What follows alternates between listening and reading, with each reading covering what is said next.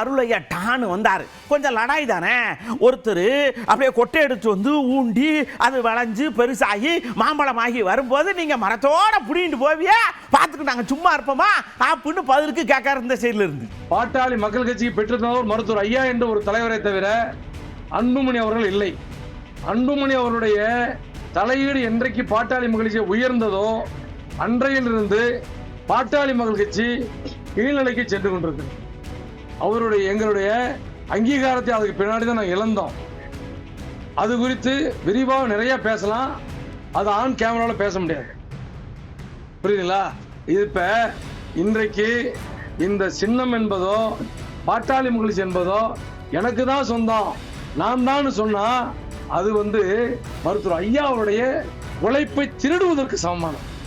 46 ஆண்டுகள் தான் பெற்ற அவர் கஷ்டப்பட்டு உழைச்ச உழைப்பை தான் மகன் என்பதற்காக அவர் திருட முடியாது.